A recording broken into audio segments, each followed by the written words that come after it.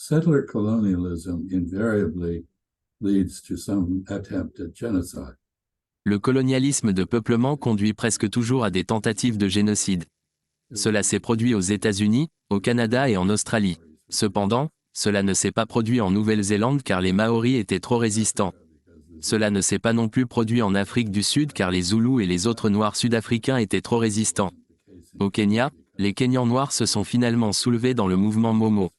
Bien que le mouvement ait été horrible, il a conduit à l'indépendance vis-à-vis de la domination coloniale britannique. La même chose pourrait se produire ailleurs. Le problème est clair lorsque l'on considère le cabinet israélien. C'est le cabinet le plus déterminé à commettre un génocide que le monde ait jamais vu. Je fais cette déclaration sans exclure les cabinets nazis de la comparaison. Les déclarations ouvertes d'intention génocidaire sont claires et indéniables. The overt statements of genocidal intent are unmistakable.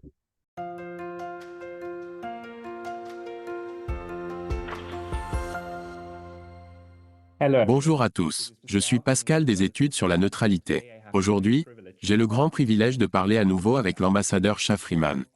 Il a occupé divers postes en Asie et en Afrique et a été l'ambassadeur des États-Unis en Arabie Saoudite de 1990 à 1992.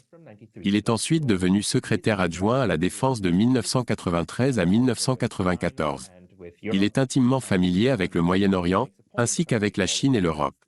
Il insiste sur le fait d'appeler le Moyen-Orient l'Asie de l'Ouest. C'est le sujet principal de la première partie de notre discussion aujourd'hui. Nous voulons parler de la tragédie Israël-Palestine qui se déroule en ce moment, puis nous aborderons plus tard la géopolitique de manière plus générale. Ambassadeur Freeman, merci beaucoup de m'avoir rejoint aujourd'hui. C'est un plaisir, Pascal. Ambassadeur, avant de vous poser des questions concrètes, comment interprétez-vous ce qui se passe actuellement en Palestine, en Israël, à Gaza et en Cisjordanie? Que pensez-vous qu'il est nécessaire de comprendre sur la situation actuelle? Well, I think it's very clear what Israel wants. It's made no secret that it wants. Eh bien, je pense qu'il est très clair ce qu'Israël veut.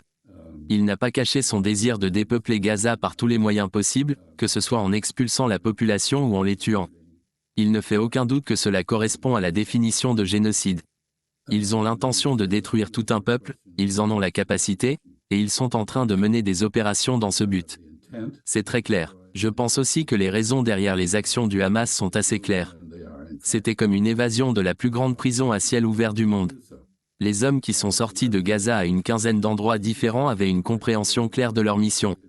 Il s'agissait d'une opération militaire visant des installations militaires, y compris des colonies de kibbutz qui ont une fonction militaire et sont généralement occupées par des soldats réguliers de l'armée israélienne. Ces soldats avaient en fait été déplacés par M. Netanyahou pour protéger les colons alors qu'ils expulsaient les Palestiniens en Cisjordanie. En conséquence, les kibbutz n'étaient pas bien défendus, mais ils l'étaient. Lorsque les combattants du Hamas sont sortis de Gaza, d'autres groupes et de nombreux civils les ont suivis. Ayant été traités comme des animaux, ils se sont comportés comme des animaux. Ce qu'ils ont fait en termes d'horreurs infligées aux habitants des kibbutz était vraiment horrible et inexcusable. Were truly horrible. Was truly horrible, inexcusable. It reminds Americans of our own history of slave revolts. Cela rappelle aux Américains notre propre histoire de révolte d'esclaves. Par exemple, la plus célèbre menée par Nat Turner a impliqué des esclaves se révoltant et tuant tous les blancs qu'ils pouvaient trouver. Bien sûr, il n'y a pas d'excuse pour ces meurtres. Ils étaient moralement et légalement inexcusables. Cependant, ils étaient compréhensibles compte tenu du traitement de ceux qui menaient la révolte.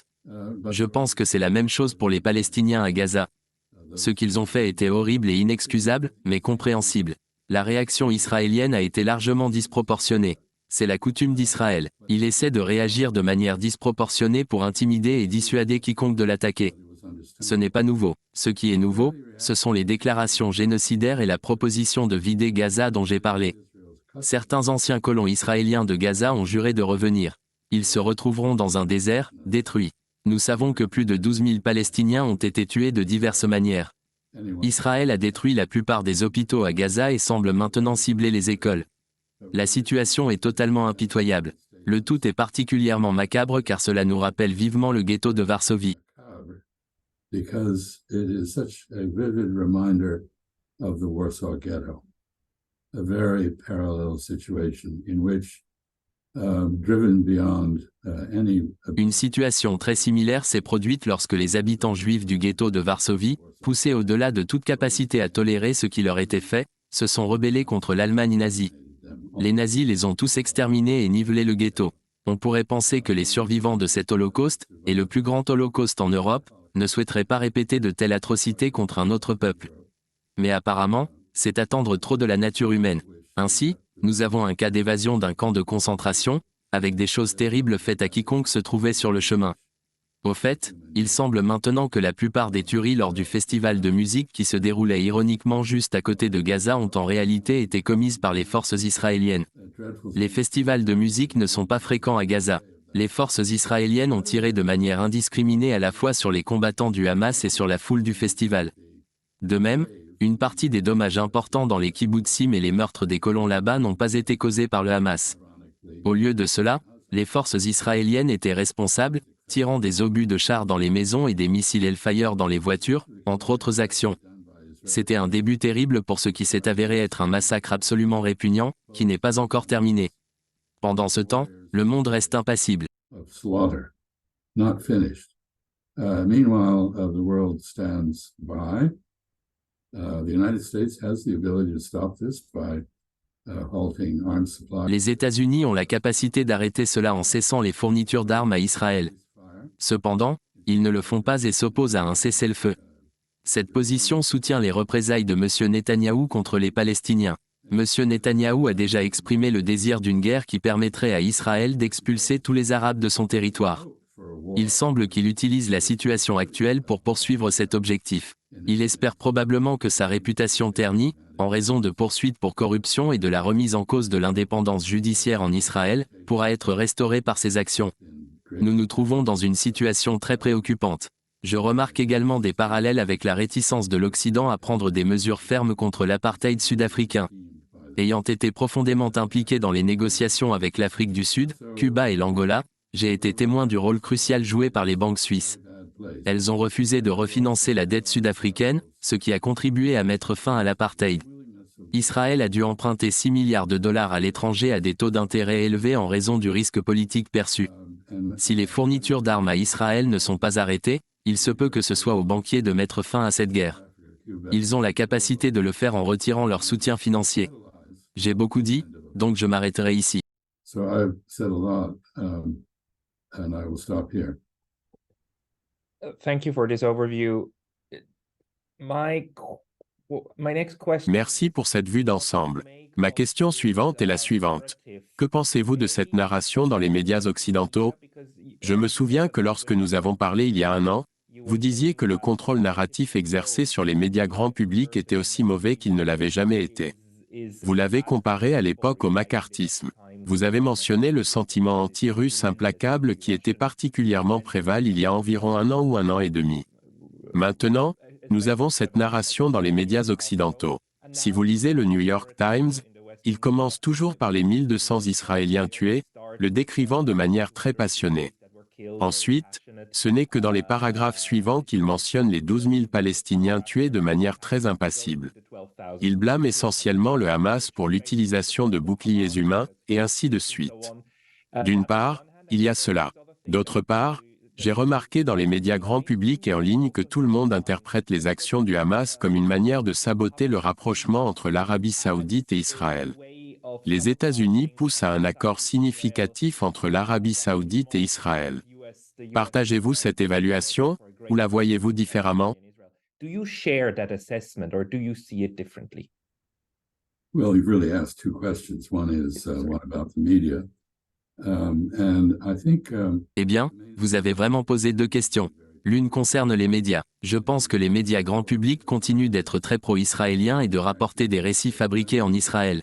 Mais je remarque que plus récemment, beaucoup d'entre eux sont devenus assez sceptiques. C'est parce que ce que rapporte Israël est une propagande extrêmement grossière. Une partie de cela est évidemment totalement fausse, et ils ont été pris en flagrant délit. Même certains médias grand public commencent à rapporter que les forces de défense israéliennes mentent sur un grand nombre de choses. Mais je pense que le développement le plus important est peut-être lié à l'âge.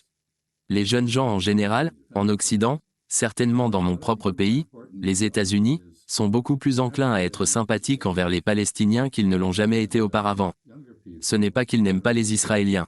Mais maintenant, confrontés à des images graphiques d'horreur, au meurtre de, comme vous l'avez dit, plus de 12 000 personnes, ils ne sont pas impassibles. Non seulement ils manifestent dans toutes les capitales du monde pour un cessez-le-feu, que leurs gouvernements ont décliné pour la plupart, mais les médias sociaux sont maintenant massivement pro-palestiniens plutôt que pro-israéliens.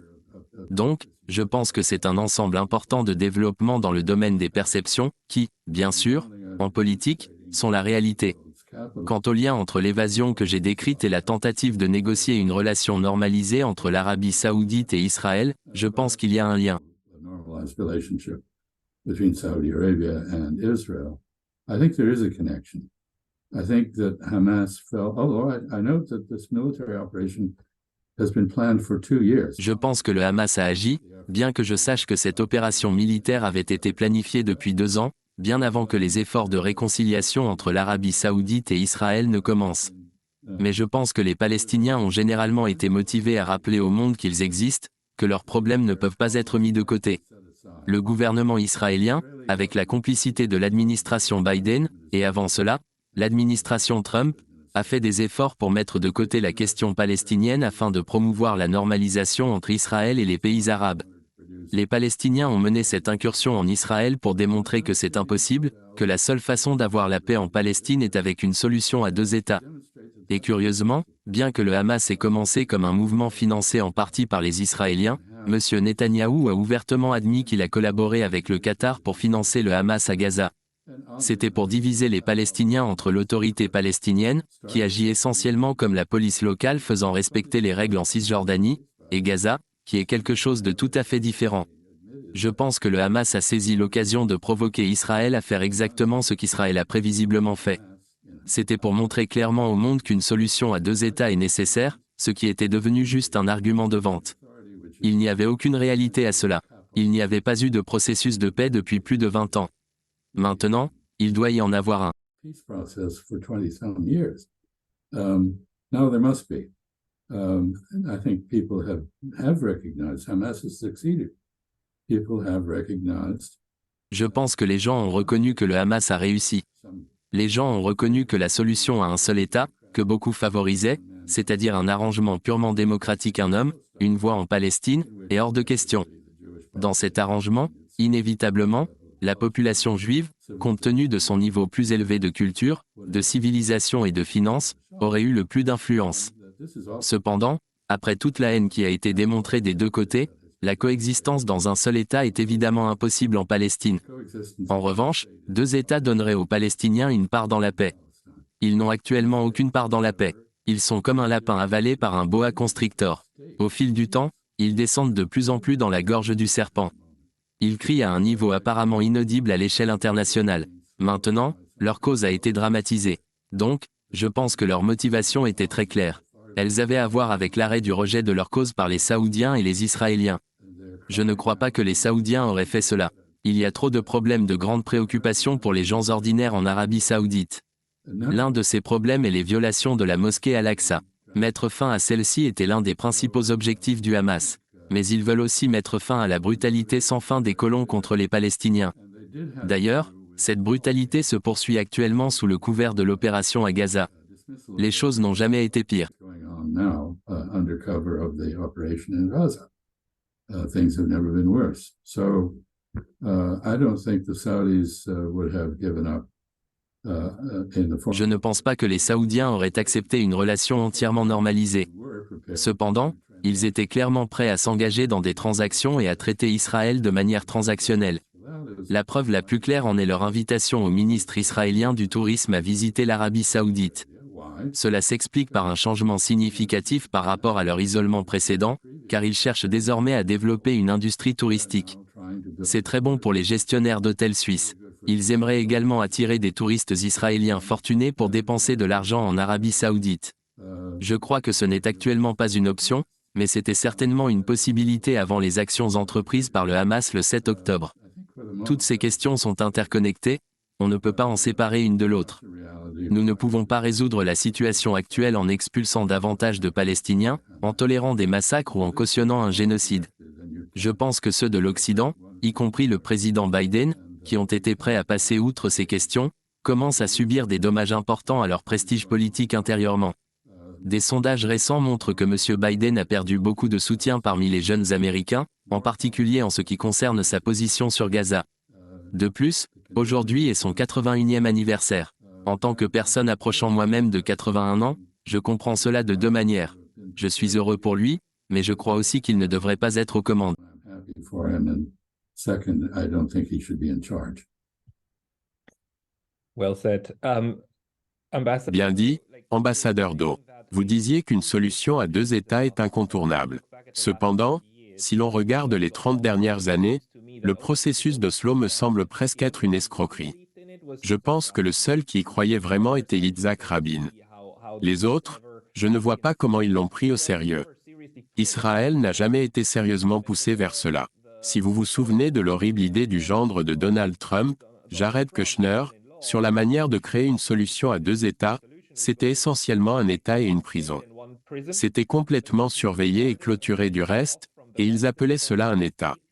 Pensez-vous que c'est réaliste, en regardant aussi la géographie actuelle de Gaza et de la Cisjordanie, où les Palestiniens vivent toujours, qu'un État réel, une construction géographique, puisse émerger de cela?